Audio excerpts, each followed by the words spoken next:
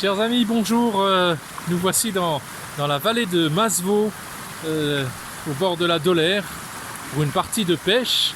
Et justement, ça me donne l'idée de vous parler de l'eau, et notamment de l'eau de l'Esprit Saint. Vous savez que Jésus a dit à la Samaritaine, celui qui boit de cette eau que je lui donnerai n'aura plus jamais soif.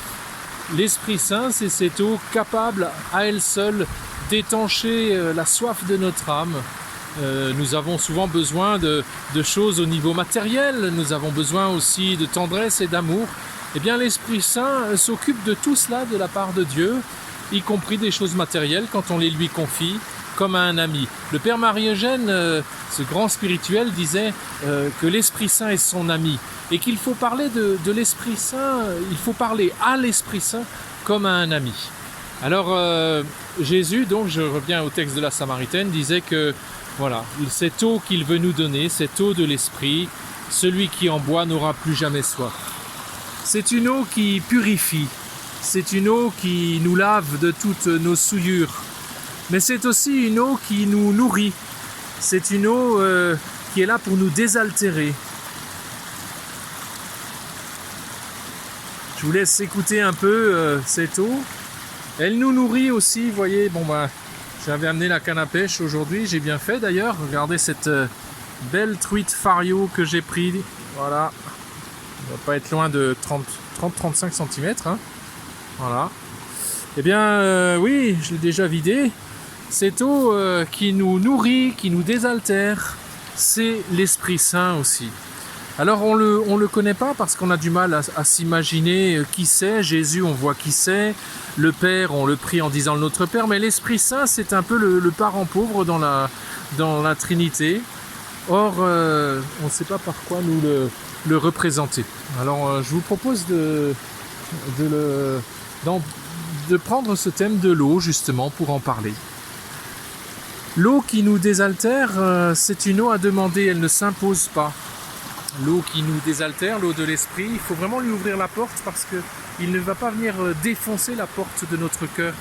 Il aura vraiment besoin de notre assentiment. L'esprit de Pentecôte, c'est celui qui est capable de venir dans notre chaos, dans nos inquiétudes, et puis qui est capable de tout démêler.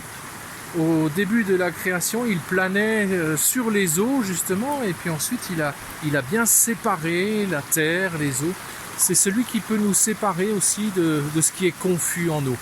Peut-être que en cette période où nous sortons du confinement, nous avons vraiment plus besoin encore que d'habitude de cet esprit qui voudrait remettre de l'ordre dans nos vies et nous donner son enthousiasme.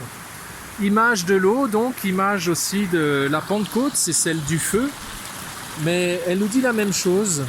À partir d'un moment de chaos, un moment confiné comme nous l'avons vécu, voilà que les apôtres sortent, ils débordent d'enthousiasme et ils se mettent à parler à tous de leur foi avec un dynamisme extraordinaire. Ils n'ont plus peur. Eh bien, c'est pour nous dire combien nous avons besoin, nous aussi, en ce moment, de ne plus avoir peur, alors même que nous ne savons pas trop à quoi nous attendre au moment où nous allons être déconfinés. Demandons donc cet esprit de Pentecôte, cette eau vive qui peut nous désaltérer, cette eau qui voudrait nous abreuver, nous nourrir et en même temps nous protéger, nous laver, séparer ce qui est mauvais en nous et ce qui est bon, comme l'a fait l'eau du déluge. Elle a séparé le mal et elle a gardé le bien et grâce à cela, tout a pu être reconstruit sur de bonnes bases, de bonnes choses. Bien que cette eau alors nous purifie. Voilà. Qu'elle nous lave.